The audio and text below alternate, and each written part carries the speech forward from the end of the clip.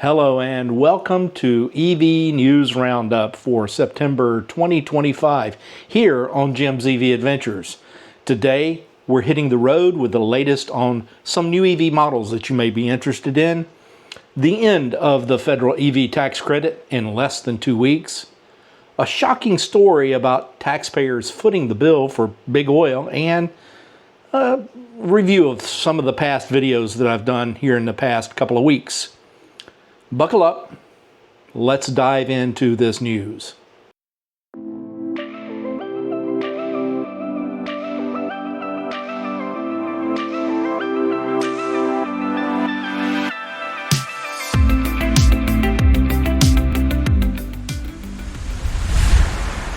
The first thing we want to talk about is the exciting EVs that have hit the market here in 2025. Here are the basics on 5 models that you may be interested in. First of all, we'll start out with the Tesla Model Y, the refresh, the 2026 model, if you will. It's Tesla's popular compact SUV. It got a facelift with updated styling, improved range, and enhanced tech like a revamped interior and advanced driver assist features. Deliveries are taking place now, and the prices are starting at $45,000 before the tax credit. But we'll talk about that in a minute. The 2025 Polestar 2 is another slick option. It's a sleek sedan. It gets performance boost with up to 421 horsepower with dual motor version. Has a 320-mile range and a sharper design than the previous models, starting in at around $49,900. It's a premium option for EV enthusiasts, and it's already hit showrooms. Not eligible for the tax credit, unfortunately. Then the 2025 VinFast VF9, which is a full-size 3-row SUV from Vietnam's VinFast, offering about 400 miles of range and seating for up to 7. Priced around $70,000, it's a family-friendly luxury EV, and deliveries are already taking place. In fact, I'm going to go look at one here next week. Then there's the 2025 Cadillac Optic, which is already available. It's an entry-level SUV, and it brings luxury with about a 300-mile range and 300 horsepower.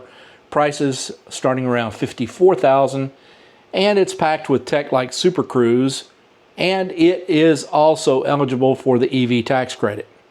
And finally, the 2026 Jeep Wagoneer S EV. It's Jeep's first all-electric SUV, boasting 600 horsepower, 400-mile range, off-road capability, but it's priced at around $80,000. And it's set to be a game changer. But we'll see. It blends a rugged style, but it has EV performance. So these models are available, only 2 of which were eligible for the EV tax credit. The Jeep is not eligible because it's priced too high. Now let's talk about that federal EV tax credit, which ends September 30th, 2025. This credit offered up to $7,500 for new clean vehicles and $4,000 for used ones, either as a tax write-off or an upfront discount at the time of purchase. The credit's end has sparked a sales surge. In August 2025, EV sales jumped 20% year over year, with 120,000 vehicles sold as buyers rushed to claim the credit before the deadline. Data from Kelley Blue Book shows Tesla, Hyundai, and Ford are leading that. Chevy's coming in pretty quick. General Motors overall, though, is actually in second place. September numbers are projected to hit more than 130,000 units, driven by that last-minute purchase and dealer promotions. This will make quarter 3 2025 the biggest quarter ever for EV sales in the USA, with over 400,000 units expected in quarter 3 alone, a 15% increase over quarter 2 and an increase over the quarter 3 2024 results as well. Now here's where I want to editorialize just a bit about the tax credit. There are those political pundits that like to classify this as an EV subsidy. It is not a subsidy. The definition of a subsidy is a sum of money granted by the government or public body to assist an industry or business so that the price of a commodity or service may remain low or competitive. This is not a subsidy because the government never gets its hand on the money. This is allowing you, the taxpayer, to keep your $7,500. That's not a subsidy by any stretch of the definition. The tax credit, therefore, stays with the consumer. The money never hits the government coffers, and it cannot ever be classified as a subsidy. It is instead an allowance again. So when someone says, we're not subsidizing EVs anymore, you can tell them that the U.S. government has never subsidized new or used EVs ever, period, argument over. Now let's get back to the news. Looking ahead, the credit's expiration may cool demand in Q4, especially for budget-conscious buyers, but falling EV prices and new models could soften that impact substantially. No major updates to the credit status have surfaced as of the date of this recording, but you can check my Facebook or X posts for real-time developments if they occur. Now for a story that will make your blood boil. And this is going to be the subject of an upcoming video that I do.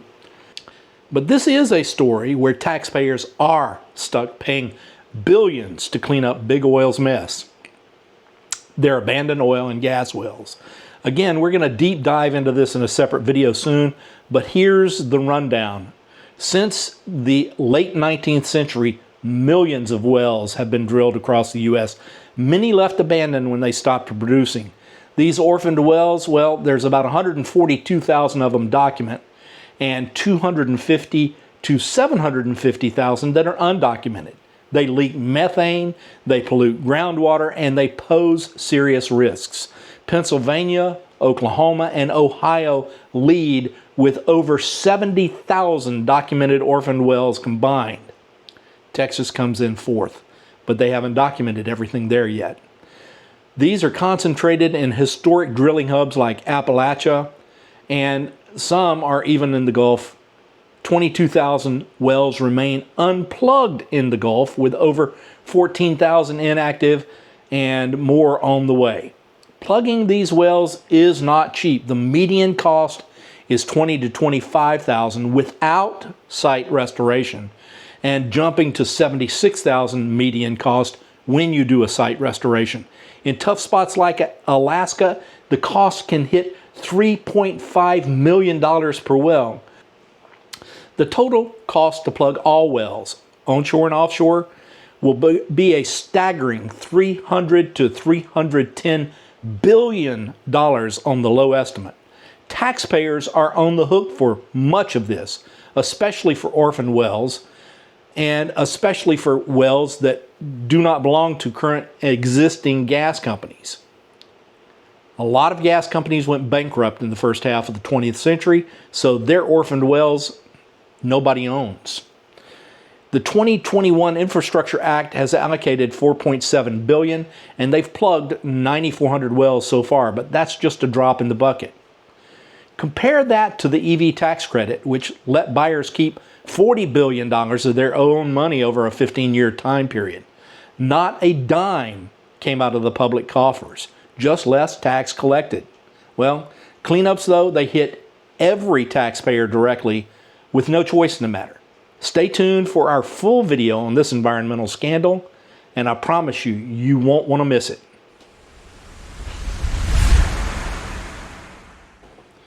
And finally, let's just recap the last 5 videos that I've done here on Jim's EV Adventures, in case you haven't watched them. EV Bunk Blasters episode 13 is a follow-up to what the tire companies won't tell EV owners about tires. And again, I exposed some myths for EV owners. That's why EV-specific tires don't matter.